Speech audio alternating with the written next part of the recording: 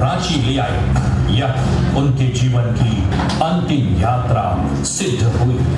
बिरसा को रांची जेल भेज दिया गया। रांची जेल के अपने प्रवास के दौरान ही बिरसा मुंडा की मृत्यु 9 जून 1900 ईस्वी को प्रातः 8 बजे हो गई।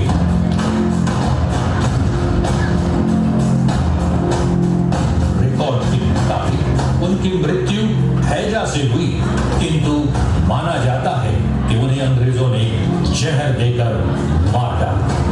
आदिवासियों को खोए हुए अधिकारों को वापस दिलाने तथा शोषण से मुक्त कराने के लिए आज भी बिरसा को याद किया जाता है। ऐसे वीर सपूत बार बार नहीं पैदा होते। हमें उन पर गर्व है। उनकी स्मृति को हर भारतीय शत शत नमन